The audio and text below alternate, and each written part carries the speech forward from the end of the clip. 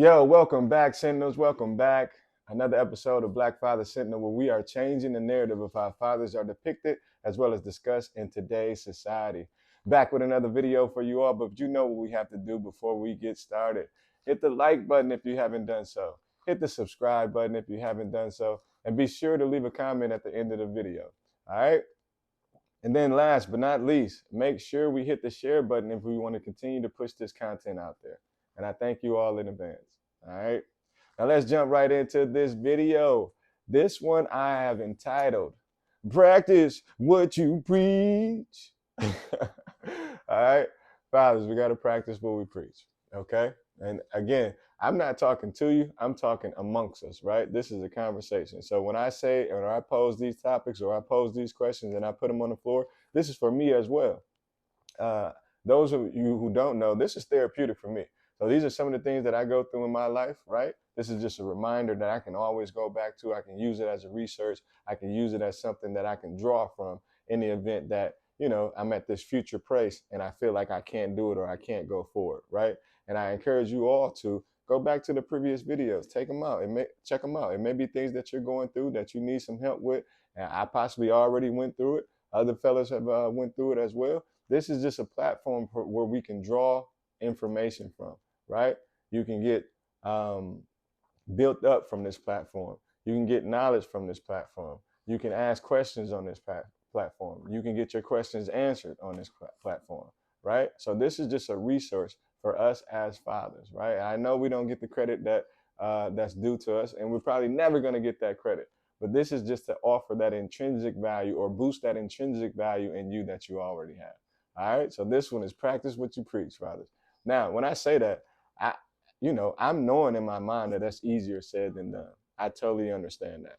But one of the things about it is that these morals, these visions, these goals, these whatever it is that we're trying to instill in our children, we have to practice those first in front of them so they can have the awareness that those things exist. So like me growing up without a father, right?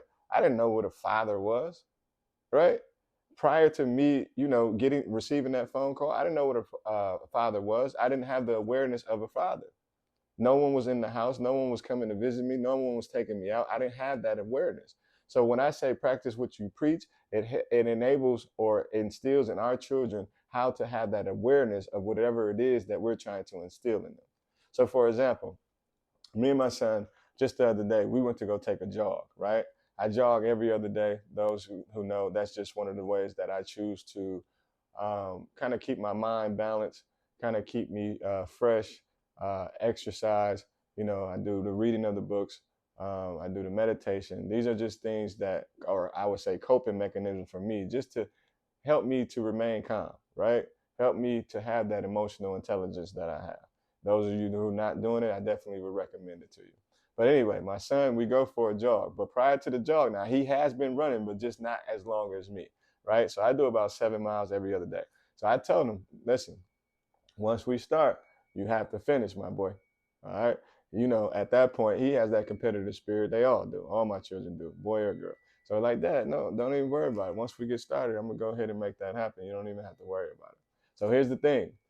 So I begin to run. That first lap I think it's like 2.3 miles or something like that. That's always the toughest one for me. So I run it a little bit slower than the last two. So I'm running, and periodically I'm looking back. And keep in mind, we did it at the wrong time. It was like, I don't know, 11 o'clock in the morning. It was on one of those days that I did not check the weather, so I didn't know it was going to be like 82. And around from like 10 to 12, the temperature just increases. Like it just goes up. So it's totally hot out there. Like I drank a little bit of water before we ran out, but that was definitely not enough. So anyway, on that first lap, I'm getting to it. I got a nice little pace going. It's not until that second lap until which I get my second win. So we're running through the first lap. I'm looking back. He good to go, right? He right behind me. So we make it through that first lap. Now on the second lap, I already know me. I'm locked in now, right? There's no way I'm stopping, okay? And so I crank it up a notch. That's just what I do. I got my second win right now, so I crank it up, okay? So I begin to, speed up the pace. I'm running. We get about halfway through, and I turn around and I look. I have created some distance behind him, but he's still a little bit close, but it's like not as close as it was on that first lap. And so I just continue to run. I hit that last little stretch and I turn around. He's nowhere in sight. So I'm like, dang, what the hell happened? Right? So I don't think anything of it. I know sometimes you could have possibly panicked. I could have went to go retrieve him, but whatever the case may be, he knew what he was signing up for. Maybe he's tired. I'm thinking about positive things. I know our mind normally goes negative, like, what if he did this, that, and the third? I ain't care about none of that. I'm thinking about positive, right? So he maybe took a break to walk or gather his breath, and then he'll get back to it. So I finish up. So I hit another lap, the last one. I'm on the last little leg of the whole workout. And so I'm like, I don't see him at all. I know I didn't lap him. So I'm like, what is going on? So anyway, I come in the house, right? After it's done, it's over. I finished up. I check my time. I check my levels, my heart rate. Everything is good. So 30 minutes go past. I get a phone call. Dad, can you unlock the door? And so I unlock the door. I'm like, yo, what happened to you? He was like, man, I passed out. I was like, what? You passed out? He was like, yeah, I passed out. I had to lay down for like 2 minutes, but I got back and I came back around. I said, why didn't you stop at the, once you went through that? Like, why didn't you stop? He's like, Dad, you told me to always finish what I start. He's like, so not only did I finish that second lap, but I also did that third lap too. I did it at a moderate pace, something that I can keep up with. But in my mind, all I had to do was finish. And so when he told me that, I'm like, yo, that's dope. Now here's the kicker. Here's the spinner part. That whole time of me running, I wanted to stop. But guess what? I knew I couldn't stop because I had somebody behind me, which is my child, my son, looking at me. You get what I'm saying? So if I'm going to tell him, yo, we about to go out here and run these 7 miles, I got to practice what I preach. So I knew I wasn't going to stop, period. They would have had to peel me off the ground, call an ambulance, and the whole line. That's just how I get down. Like when I say I'm going to do something, I'm doing it. That's just what it is. I just lock in like that. And it's more, especially if my son or my daughter are watching me, okay? So again, the video is just practicing what you preach. I wanted to give you that story. And so another thing what I do with my son is this, like a lot of times, fathers, we put in place goals, right? Like I do goals all the time. I always do like a stretch of 90 days because those of you who have created goals, once you get to the about 90-day mark, you probably done reach that goal, surpass that goal, and then it's time to set another goal. But throughout that time, like you get tired, like day about 50, you just like, man, like I don't know if I can keep going. So you try to find different ways to motivate yourself, try to find different ways to, like to help you to continue to push through because it's not always easy. But again, if I'm practicing what I preach, I have to continue to move forward. So I tell my son all the time, it's just me and him at the house currently at this time, right? Until my other children come back, they're just out of time right now. But till they come back, I tell them all the time, set goals. And what we do, he shares his goals with me, I share my goals with him. And then we have this 90-day mark. The reason why we share our goals is to hold each other accountable.